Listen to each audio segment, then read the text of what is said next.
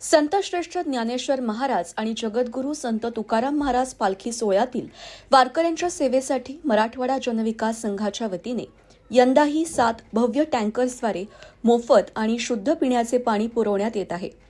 या लोकसेवेचे हे सलग दशकपूर्ती वर्ष आहे. पिंपळे गुरव येथे आयोजित एका विशेष कार्यक्रमात विविध संत महंत आणि मान्यवरांच्या हस्ते या टँकर्सचे भक्तिभावाने पूजन करून ते वारकऱ्यांच्या सेवेत दाखल करण्यात आले.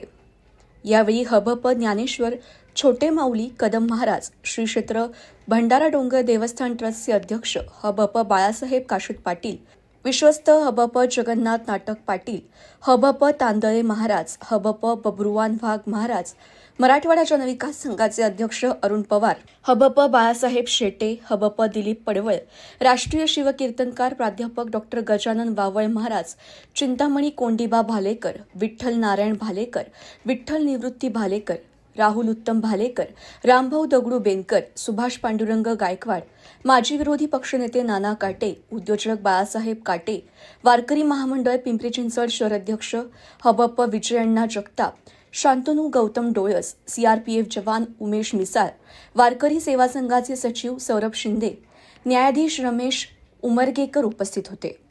या मंगलप्रसंगी दिंडी प्रमुखांचा पारंपरिक पद्धतीने टोपी, उपरणे, ज्ञानेश्वरी आणि तुकाराम गाथा ग्रंथ देऊन सत्कार करण्यात आला. जलसेवेसोबतच निसर्गाचा समतोल राखण्यासाठी 500हून अधिक वृक्षरोपांचे वाटप करून पर्यावरण रक्षणाचा संदेश देण्यात आला. उपस्थित संत महंतांनी संघाचे अध्यक्ष अरुण पवार यांच्या या सामाजिक व पर्यावरणीय कार्याचे भरभरून कौतुक केले. हे टँकर्स आळंदी ते पंढरपूर आणि देहू ते पंढरपूर दरम्यान सोपान काका कराडकर दिंडी, स्वयंभू श्रीरामप्रभू दिंडी, भंडारा डोंगर प्रासादिक दिंडी यांसह विविध प्रमुख दिंड्यांसोबत पंढरपूरपर्यंत प्रवास करणार आहेत. या पवित्र कार्यासाठी स्थानिक हास्ययोग परिवार, नवचैतन्य हास्य क्लब आणि इतर सामाजिक संस्थांनीही आर्थिक मदत केली असून कार्यक्रमाला मोठ्या संख्येने वारकरी आणि नागरिक उपस्थित होते. दिंडी आता ते दिंड्या रथापुढं तळापुढं 5 किलोमीटर मुक्कामानं, तळाच्या मागे 5 किलोमीटर. आता तिथं जर 5 किलोमीटरवर थांबलं तर मग रात्रीचं कीर्तन सापडत नाही, काकडं सापडत नाही, जागर सापडत नाही.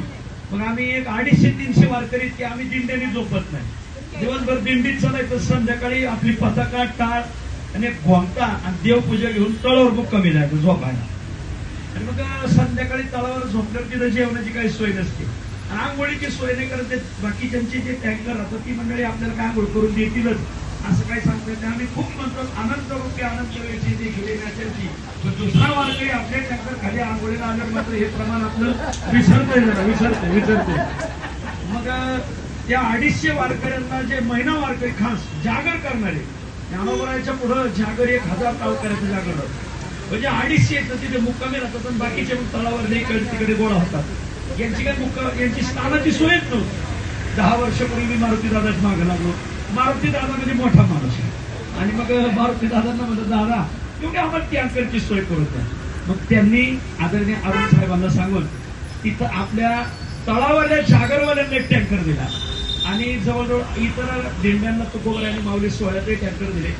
मारुती दादांनी आम्हाला जागरवाल्याला एक तंबू बी दिला. खरं मारुती दादाच तळावाला तंबू नुसता तंबू नाही, त्या तंबूत आत राहायला सत्रची सुद्धा नाही. हे याला वारकऱ्यावर प्रेम मानायचं. आणि मग आज जे जागराचे वारकरी स्नान करतात ते फकीर वारकरी राहतात बाबा. ते हातावर घेऊन खातात, पण गाथा पाठ नाही. ते कोणाच्या याच्यात जात नाही, काय नाही, फक्त हातावर घेऊन वाटायला आलेलं खायचं, दिवसभर भजन करायचं, रात्रभर जागर करायचं. त्यांची स्नानाची सोय नव्हती तर ती अरुण साहेबांनी केली. लाखो वारकऱ्याचा आशीर्वाद या माणसाला. धन्यवाद. की वारकऱ्यांची ताकद काय, आपण आखाड्याची ताकद पाहिली. जेव्हा कुंभमेळा येतो तेव्हा शिवपंथीय साधू आपण पाहतो, पण वारकऱ्याची संसारी माणसाची ताकद काय हे महाराष्ट्राला लाखोची सत्ते घेऊन ज्यांनी दाखवून दिलं असं आदरणीय माऊली. तर म्हणजे आजपर्यंत आम्ही 12 वर्षे झालं कोणी पेट्रोलला डिझेलला पैसे दिले नाही, पण तुम्ही आले की लोकांची सुरू झाले. आमची अशी इच्छा आहे की दरवर्षी आपण यावं आणि आशीर्वाद द्यावे. देवा शपथ सांगतो, आजपर्यंत तांदळे महाराज कधी दिले आहेत का? स्वतः आम्ही येतो, वा वा भाऊ जबरदस्त, क्या बात आहे, पांडुरंग तुम्हाला जवळ बोलवेल, असं म्हणून आम्ही जायचो. पण आमच्याही खिशात कधी हात गेला नाही. पण माऊली आल्यानंतर या माऊल्यांच्या मनामध्ये तो भाव निर्माण झाला. मायबापांनो, एक गोष्ट लक्ष, मरावे परी कीर्ती रूपी उरावे. आपल्या लेकरा बाळासाठी आपण सोन्याचा बंगला जरी उभा केला तर ते फक्त आपला 10वा आणि 13वा घालणार. पण समाजासाठी, संप्रदायासाठी आपण काहीतरी केलं पाहिजे, हा भाव ज्यांच्या मनामध्ये निर्माण झाला, अशा आदरणीय आमचे भाऊ असतील. त्यांना आम्हाला अरुण साहेब असं किंवा अरुण शेठ असं म्हणावं नाही, कारण एका भावाची माया जशी आपल्या परिवारावरती असते तशी माया संप्रदायावरती आणि इथल्या माणसांवरती आहे. भगवंत त्यांना उदंड आयुष्य द्यावं. तुकोबाराय खूप सुंदर म्हणतात, तो एक पायिक पायिका नायिक, भाव सकळीक स्वामी पाहिजे. हा पायिक आहे, नाईक पदापर्यंत पोहोचावं म्हणजे त्यांची अनेक आपल्याला मदत होत राहील. आणि आज वारकऱ्यांची सेवा आमच्या महाराज, आता महाराजांनी सांगितलं सेठ म्हणावं तर बरोबर नाही, सेठ म्हणलं की पक्क होत आहे. कारण मी नेहमी सांगत असतो, आपली ओळख घेऊन जा, काम ऐसा करो जो पहचान बन जाए, निशाना ऐसा मारो जो निशान बन जाए, और लगी ऐसी हो जो मिसाल बन जाए. आपली ओळख घेऊन जा. आणि अरुण महाराज फार मोठी या ठिकाणी सेवा करतात. आणि सेवा तात्पुरती नाही, लौकिकापुरती नव्हे माझी सेवा, अनन्य केशवा दास तुझा. नाहीतर सेवा आम्ही करतोय खूप दिवस झाले आता, आहे का नाही? सौरभ नको माझ्याकडे बघून. कारण स्वामीच्या मनोभावा न चुकीचे ह्याची परम सेवा, येर ते पांडवा वाणिज्य करणे. समजा विस्तार करत नाही, वेळ नाही. आणि एवढ्या मोठ्या माऊलींच्या पुढे आम्ही काय बोला.